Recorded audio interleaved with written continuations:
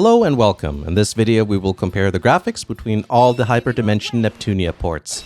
If a NEP game exists on more than one platform, we'll compare the graphics. One exception is Super Neptunia RPG, since I did a separate video on that already. You can check that out up here on the top right. Here's the various games that have ports: Hyperdevotion Neptunia Rebirth 1, 2, and 3, Megadimension Neptunia V2, and the remake VIIR covers the main games. Hyperdevotion Noire, Neptunia U Action Unleashed, Blanc and Neptune vs. Zombies, Sega Hard Girls, and For Goddesses Online for the spin-offs.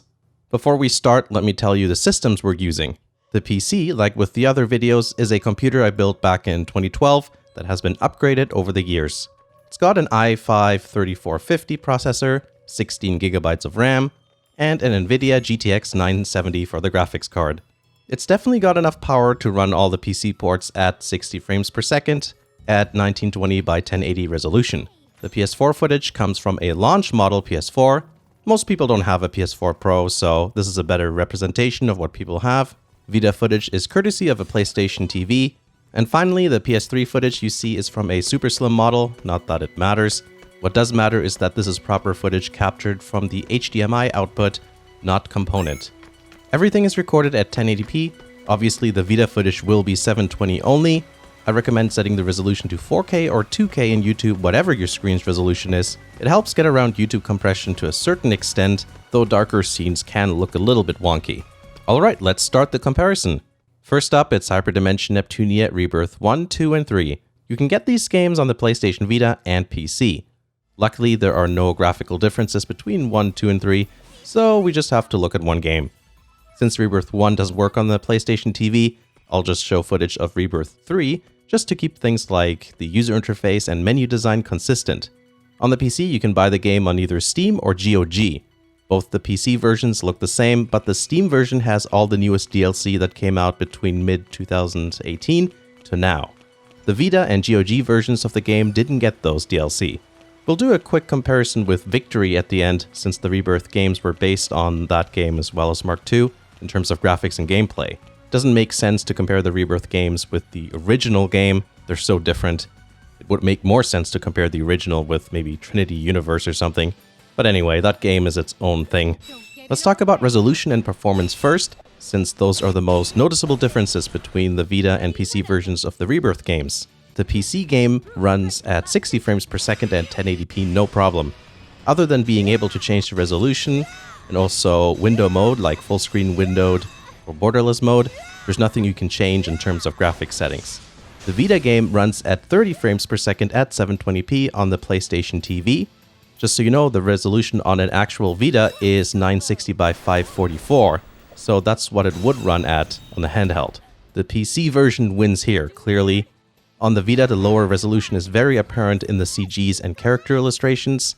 Another place you really notice it is with the tree leaves. Against the sky, it looks like a garbled mess when you walk around. There's just a lot of aliasing going on, like on the edges of especially like more high contrast areas. Notice how the PC version looks much better here. Both games are very consistent with their frame rate. Random slowdowns don't really happen. In fact, on the Vita version, there's a brief moment in one of VIIR's special attacks where the game runs at 60 frames per second. It's just at that point where there isn't much on the screen, but you can see the camera shaking become really smooth all of a sudden. I've never experienced a speed up rather than a slowdown. I'm not sure if that happens in other situations too. The textures aren't the greatest thing ever in both versions, but the PC version's ability to run at higher resolutions make the lower resolution textures stand out much more. Yeah, you can tell that this is a Vita port. Some of the overlays during cutscenes, like the dialogue boxes or labels on the various menu items, are clearly designed for the Vita's lower resolution screen. So in regards to the textures, you could say that the Vita edges the PC in consistency, at least. One weird thing I noticed is that on the Vita, for some reason, you can see the white blow out, like there's no detail on Nepgear's or Neptune's clothes. It's as if the entire image was overexposed slightly. On the PC port, it looks absolutely fine. You can see all the little details. The games do have a bloom effect, and my theory is that the Vita does it in such a way that it starts obscuring some details. I also notice a glow around the characters much more on the Vita than on the PC. So overall, the PC looks and performs the best, That being said, if you play handheld on a Vita rather than a PSTV, a lot of the graphical shortcomings are less apparent, especially the resolution. I think it looks perfectly fine on a Vita. But because the Rebirth games are based on Mark II and Victory, I thought it would be fun to compare Victory with Rebirth 3 as well. Since they aren't exactly the same game, it's not really an eggplant to eggplant comparison, but it's interesting how similar they look and perform. Victory is a PS3 game and looks quite similar to the Vita version of Rebirth 3. Running at 30 FPS, the game performs similar to Rebirth 3, except Victory for some reason bogs down when transforming. You have to wait a second or two until the game resumes. But other than that, I don't really notice anything. The PS3 game runs at 1080p, but there is aliasing, noticeably more than the PC ports of the Rebirth games, but Victory does look more crisp and defined than the Vita game. Victory still has a bloom effect, but it doesn't give that glowing effect around the characters, so in that regard, it's more muted. The menus are different, and you can see how Victory's UI is meant to be used on bigger screens. There's more space around the elements, which themselves are usually smaller, which makes it easier to, visually divide the elements. And unlike the PC port of Rebirth 1, 2, and 3, Victory also has consistent high-res menus and overlays. Shading seems to be handled differently by the PS3 game as well. Victory has a warmer look, and there seems to be just a bit more depth, so in that regard I actually enjoy the PS3 game's overall look a bit more than the PC and Vita remakes. The Rebirth games have a flatter look to them, but in terms of overall enjoyment, I prefer the PC ports of the Rebirth games. The 60 frames per second smoothness is just really nice, and there's some other details like, the lack of the aliasing and all that stuff, which also is a nice thing. Let's move on now to the latest games of the main series, Megadimension Neptunia V2 and its remake, Megadimension Neptunia V2R. Both games are offered in PS4 and Steam variants.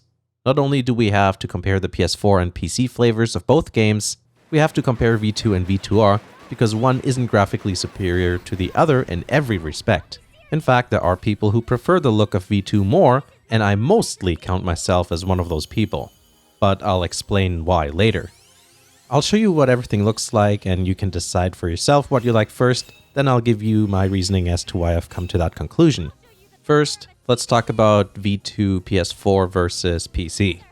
Both the PS4 and PC games are noticeably nicer than the Rebirth games. More interesting and complex environments and more sophisticated shading really helps make the series look more refined and less budget. You'll still see recycled assets and dungeons though. I can happily report that both games run at 1080p and 60 frames per second. Not a surprise on the PC side of things, but you never know with console games. Thankfully, it's a smooth and consistent experience with the PS4. Occasionally effects, like those of transformations as well as special attacks, will slow things down just for a split second. I don't think that's much of a problem. The PC version of V2 has some graphics settings to muck around with. Other than the usual resolution and window settings, you can change the shadow quality, turn the shadow on or off, turn on or off outlines, depth of field, anti-aliasing, and VSync. Not that many options, but we usually don't get any quality settings in NEP games, so I'm not complaining. I set everything to the fullest settings, except I turned off the depth of field effect. It hurts my eyes after a while, since they're always trying to get the background into focus. If it was adjustable, then I'd be inclined to set it really low and see if I like the look, but on or off is all we get. If you crank everything, then it looks slightly better than the PS4 game. In fact, the biggest distinguishing factor is the lack of anti-aliasing on the PS4. It's really obvious during the transformation sequences. Look how there's a staircase effect going around the character. That isn't the case on the PC version, if anti-aliasing is on, of course. The performance of V2 on my computer wasn't as good as I remembered. The overworld map is really stuttery basically all of the time, and I've also experienced occasional stuttering just in gameplay. When selecting attacks or like transitional periods, I guess you could say. It goes away after you've played for around 10 or 15 minutes, and honestly, I can live with it. V2R actually runs better on my computer, but we'll get to that. Now, I said that both the PS4 and PC versions of V2 look pretty much the same, but I did notice some very small differences. It's not that one looks better than the other, they just look different. I'm going to show you two screenshots now. This is the first one of the Jingu Sakura Park dungeon, and this is the second screenshot of the same location. Can you tell which is the PS4 and PC version? Image number 1 is the PS4 game, and using the process of elimination, I'm sure you can figure out what the other picture is. The color balance and shading looks slightly different. On the PC, there's a bigger difference between light and dark areas, so I guess more dynamic range. If you look further into the forest, there's more depth because it gets darker, whereas on the PS4, it's more even and normalized looking. The grass on the PC is more jagged, while on the PS4 it's smoother, but there is a slight dithering effect that may or may not come through in YouTube. I also noticed that the textures are blurry the more at an angle they are on the PC. I just went into my NVIDIA control panel and changed the anisotropic filtering setting to times 16, which fixed the issue. So that's not really a big deal. Here's another set of pictures, this time of Corral Station. The first image is the PS4 game. When we look at the PC game right afterwards, you can see the color balance is different. The PS4 has a warmer look, while the PC is colder and more bluish. Interesting how that isn't really noticeable in the other dungeon. In the end, what do I prefer? To be honest, I find the differences to be superficial, but the anti-aliasing is nice on the PC, so let's just go with that. If you have the choice between the PS4 and PC versions, just pick whatever platform you prefer, or wait for a Steam sale. Those happen every couple of months, and V2 is often pretty cheap during those events. Now it's time to address Megadimension Neptunia VIIR for the PC and PS4. VIIR is a remake of V2 that runs on a new game engine, features changed gameplay, and new VR events, but still retains the original story. There's a number of differences between V2 and VIIR, and there are a lot of gameplay reasons why one would prefer the original V2 over the remake, but we'll focus on the graphics in this video. Let's take a look at the differences between the PC and PS4 versions of VIIR. This one's easy. There are no differences. If you have the PC version settings cranked to the max, the only difference will be performance. Here's some screenshots featuring the same dungeons we looked at in V2. If I just A/B them, there is no difference. I was really surprised by that. The transformation sequences are always good for spotting aliasing, and there's no difference there either. I thought there might be just a little bit of an advantage perhaps. I'm sure if you tweak some NVIDIA control panel settings, or whatever the AMD equivalent is, you can probably make the PC version look better. Unlike with V2 and VIIR, there are no color balance differences, or slightly different shading. The only thing I noticed was the transformation sequence is a hair brighter on the PC. Nothing you'd notice if you're just playing. The PC graphic settings are similar to that of V2, but each setting has a slightly different name for some reason, and this time the depth of field effect doesn't bother my eyes either, so I left that on. How the games perform is another story. The PS4 game runs at 30 frames per second, which is really disappointing given how nicely V2 runs on the console. It's at least consistent throughout gameplay, so I guess that's good. Strangely, the menus are in 60 frames per second, and so are all the VR events. VIIR is also the first game in the series to feature an opening sequence that's 60 frames per second. Why raise expectations with a 60 FPS intro? That just makes the 30 FPS reveal a bigger disappointment. The PC game can go to 60 frames per second and is very comfortable staying at that number for the most part. I noticed some frame rate drops in the usual places, like when there's a lot of special effects, or in transitions like if you're running around and then entering a battle, or maybe transforming and that sort of thing. On my computer, VIIR runs better than V2, like I said before. With that out of the way, let's go into the differences between V2 and VIIR. This applies to PS4 and PC versions. I don't think there's a clear winner in which looks better, since both games have some gnarly moments, let's say. This is the early part of the game with the destroyed city. In VIIR, it's not only very dark compared to V2, but notice how much more detail there is in the environmental models and textures. Most dungeons don't have new textures and models though. Notice the amount of bloom V2 has here compared to VIIR. V2 looks more atmospheric to me because of it. Corral Station is a good dungeon to highlight the differences as well. It's quite moody and even dreamlike looking in V2, but it looks more realistic in VIIR. I'm a bit torn since I can get behind both looks. VIIR does have bump mapping and nicer reflections, which really add a lot of visual detail. The characters were not visible on the shiny floors in V2, but they are now. And it's subtle too, so it's not like they're walking on a mirror or something. All the walls, objects, and floors look much more like proper surfaces with different textures. That's the sort of stuff I like seeing. It's not just the dungeons that benefit, the characters look better too with how they're shaded. You get a better sense of shape. And when the goddesses are in HDD mode, their outfits even have bump mapping. I swear, this isn't just an excuse to zoom in on boobies. Not that I need an excuse. It looks like a semi-gloss, leathery type material. All HDD outfits have this feature, but it's more obvious with black rather than the white outfits. It looks good. Also, characters with big enough boobs now jiggle dynamically depending how you move them around. That was not the case in V2. They only jiggled in certain predetermined animations like in transformation sequences. Since we're here, there's something else I want to bring up. In V2, the characters push their skirt down when jumping if they're wearing one. In V2R, they remove the animation of the skirt riding up, so panty shots are harder to achieve now. You probably already saw that other party members follow you in the dungeon in V2R, which I think is pretty cool.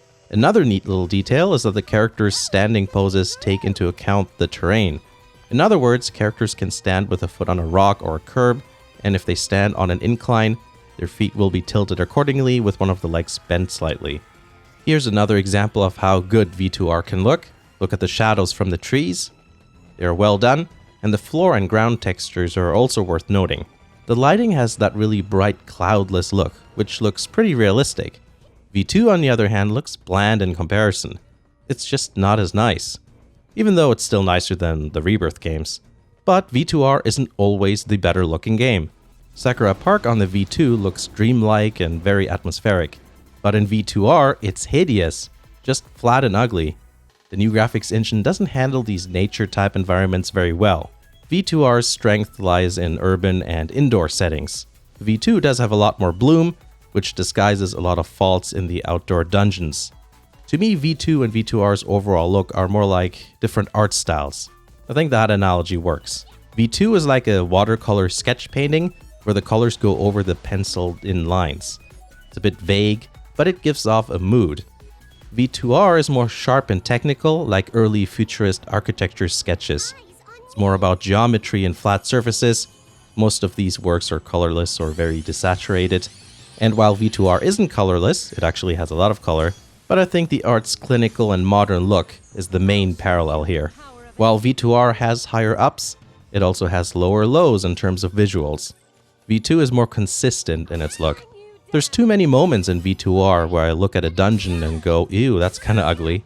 That's usually the case with dungeons that have more natural elements, or the older recycled dungeons from Rebirth and also the PS3 games. That bloom in V2 is doing a good job of hiding the ugly bits, while adding atmosphere here and there. The menus are worth noting too.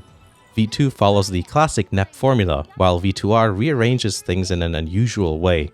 I think there's an unnecessary amount of layers now. There's the player room where you select between story mode and VR. In story mode, the main menu is arranged kind of oddly.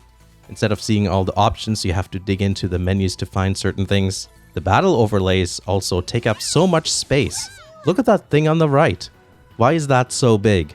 Instead of having buttons assigned to attacks like before, you have to open a menu as if you're picking a special attack each time. It's much easier to get into a good flow in V2. But now in V2R, it's attack, select attack from menu, select second attack from menu, execute attack, end turn, repeat with next character. I'm surprised how used to it I got after playing for a few hours again when getting footage for this video though. I will admit having to manage AP usage can be quite involving sometimes, which can be a bit exciting. This is a quality I recently discovered with Neptunia RPG, but still I think I prefer the old battle system for the main games. So, in the end, between Megadimension V2 and V2R, which one do I prefer graphically? For consistency, it's got to be V2. It's a clear step up from the older mainline games, and everything looks like an upgrade. It also performs well on both PS4 and PC. V2R, while looking really nice from certain angles, does have moments where it just doesn't look good at all. Sometimes dungeons look completely flat and lifeless, while other times they're just too dark. And the fact that the PS4 game runs at 30 FPS is disappointing, especially when the original version of the game ran at 60, with only a few minor slowdowns here and there. But I'm a bit torn because the small details like bump mapping and the lighting in certain dungeons all look really good. I think the gameplay is what will push people to one game or the other. V2R went back to an AP-based system like in Mark II, which a lot of people don't like. The menus are kind of all over the place, and all the DLC characters from V2 don't exist in V2R, which is too bad because they have their own stories and stuff. V2 has a much more flowing battle system with a more coherent menu and several add-on characters. V2 has Noir's old voice actor, which I prefer. I do think the new voice actor is doing a good job though. Also, V2 is usually cheaper during Steam sales, so there's that. I do like the VR elements in VR too though. It's fun seeing the characters speak to you instead of the other characters. And the animations with how they're walking around the room is actually really realistic and feels very lively. I'm sure they used motion capture to make it look that good. I made a video about V2 and V2R, so you can check that out on the top right if you want. Now, we finally made it through the main series. Let's move on to the spin-offs now. Hyperdevotion Noire, Goddess Blackheart, is the first one. This is the strategy RPG spin-off featuring Noire. The graphics are unique to this game. Characters are represented in chibi 3D style. I'm not super fond of the look, but that's how it is. The game was originally a Vita game, as are most games on this video. The PC version is a port. The biggest difference, of course, is the resolution. It looks better on the PC, of course, but the Vita version is perfectly acceptable, especially when it's not being played on a TV or monitor. The biggest surprise was the fact that Hyperdevotion does not run at 60 frames per second on the PC, just 30. I tried several settings. I searched YouTube just to make sure that it wasn't just my computer. I couldn't find any footage at 60 FPS, even if the video title said it was. It was all 30. But it's not that bad since it's a strategy game, but it is disappointing that there's a frame rate cap. The thing that really helps the PC port is the chibi art style. Despite the higher resolution, the low-res textures don't look that out of place. The Vita version does have a little bit of noticeable dithering effect in some menu icons. In fact, it's only really noticeable on the start screen. That actually looks awful. But it's the start screen, so it doesn't really matter. The PC start screen looks flawless. Here's a fun fact. The Western Vita cover image has the cleavage censored. Various menus, overlays, and so on and so forth seem to have survived the trip from the Vita to the PC quite well. Maybe it's just due to the design, but I noticed less of a difference here than the menus and overlays in the Rebirth games. The great equalizer is the frame rate cap on the PC version, and the chibi art style. You don't get that much benefit from the PC version, but the higher resolution is nicer. I know that some people really like playing strategy games on the go, which I kind of understand. It's, like for example with the Switch, it's really nice to just pick it up, maybe play a mission on Fire Emblem and then, dock it back up after you're done. So I think that makes the Vita version quite attractive for people who do that sort of thing. Let's move on to another game. This one's called Hyperdimension Neptunia U Action Unleashed. It's a hack-and-slash spin-off and was originally a PlayStation Vita game with a PC port coming out later. It's made by Tamsoft, hence the Senran Kagura-style clothing damage and character customization. But the game is quite tame. It only has a T rating, which is pretty much in line with the Neptunia series.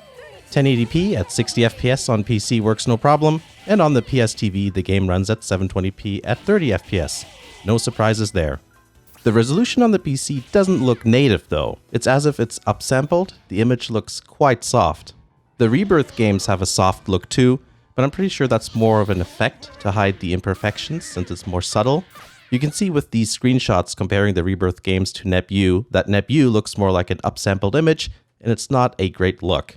It does make me wonder now if the Rebirth games actually also upsample the 3D bits just from a higher resolution than Neptunia U. Compared to the other games we looked at so far, Neptunia U is the first real-time Nep game, and the smooth frame rate on the PC really contributes to the overall enjoyment of the game. That being said, I did get all the trophies of the Vita version of this game, so obviously I still found it fun at half that frame rate. Both games seem to run at their frame rates consistently. I haven't noticed any stuttering or slowdowns. The Vita version has some low-resolution menu textures and images that you don't really notice when playing on a Vita, but if you're on a PlayStation TV, you'll definitely notice it. Doesn't look like there's any anisotropic filtering because the textures get really blurry in the distance. Since the PC port is another Vita refugee, it features many of the same issues or attributes the Rebirth games had. Low resolution textures, not overly complex 3D models, and occasionally dithering and other types of image compression and menus and overlays. The menus look alright, but they're a bit soft and not as sharp as I'd like.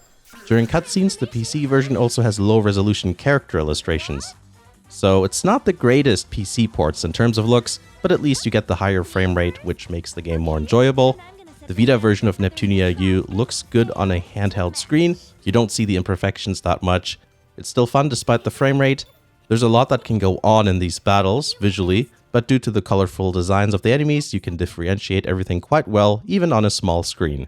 The special effects look about the same as the Rebirth games, except special attacks are more basic and simplistic, since it's done in real time rather than a more elaborate cutscene style format.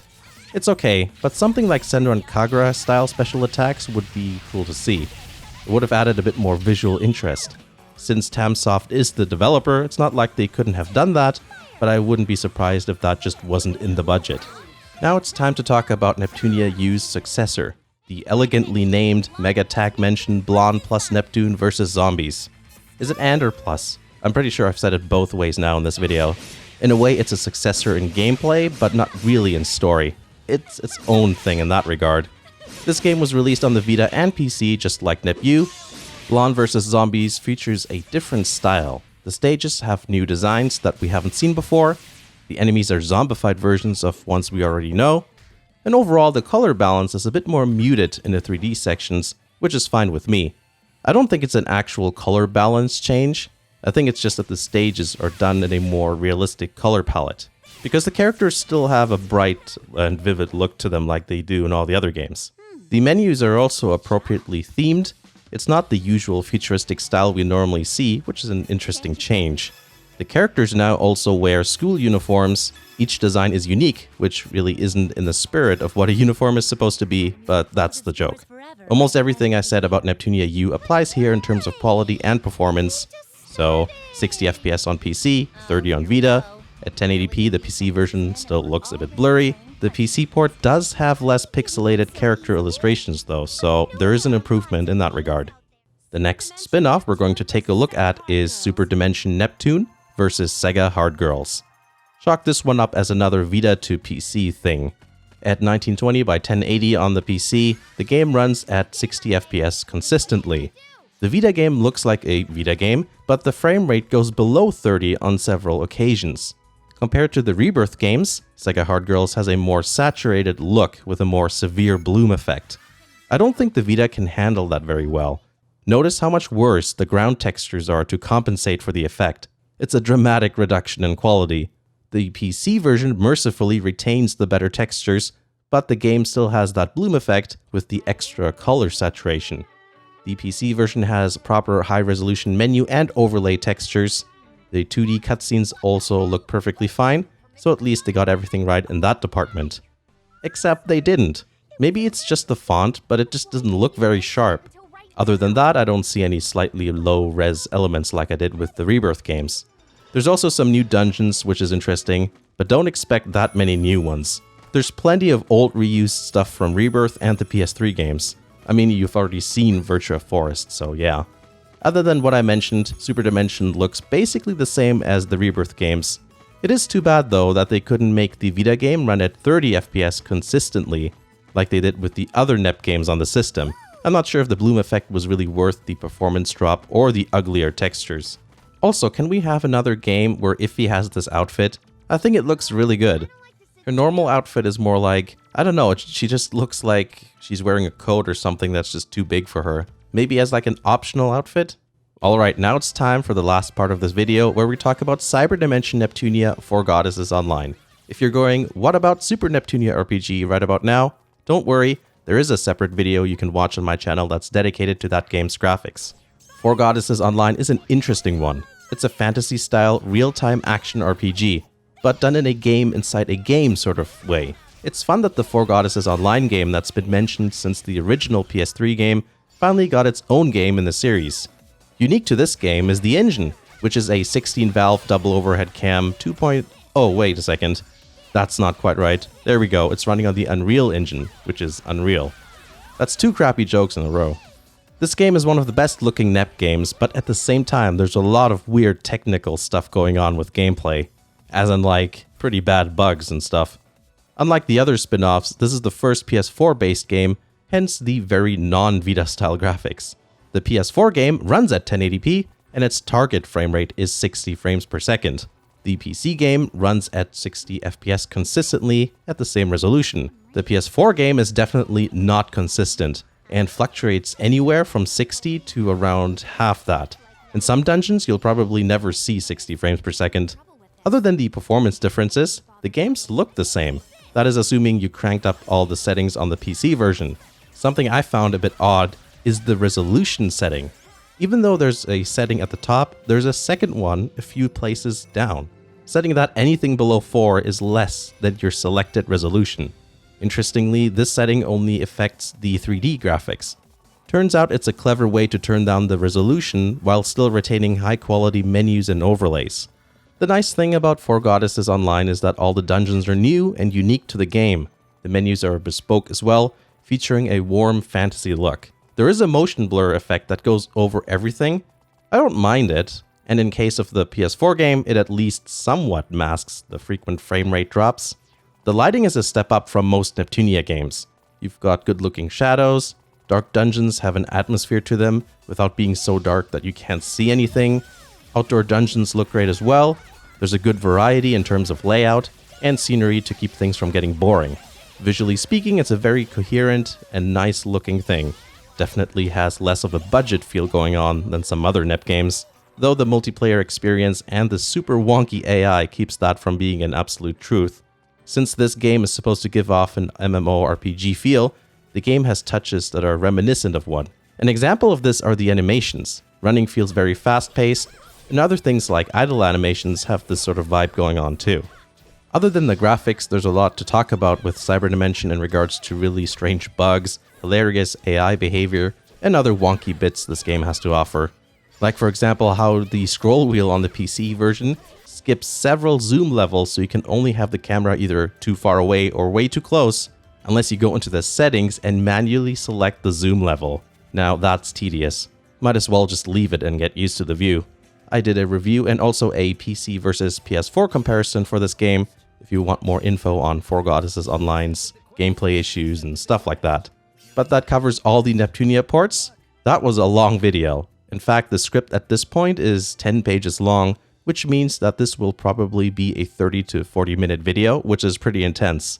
Other than some old gameplay videos and streams, I think this will end up being the longest scripted video on the channel. I hope that video was helpful. It took much more work than I originally anticipated. If you think I missed something important or noteworthy, please comment below for everyone to see. Please like the video if you found it helpful or enjoyable. If you like the videos and want to support the channel, you can do so in multiple ways. There's Patreon, which is something a lot of content creators do, of course. But if you're someone who doesn't want to subscribe to something, but still want to support, then you can look at the merch that's available. Not only does it support the channel, but you can get something in return. Hopefully by the time this video comes out, there'll be some more things than just my logo plastered on random things. If not, I do have plans for some more stuff. Thank you to all the Patreon supporters like always. Your help is very much appreciated. Remember to check the links in the description for other things related to the channel, like my Twitter page, the second channel, and more. Thanks for watching, and I'll see you again in the next video.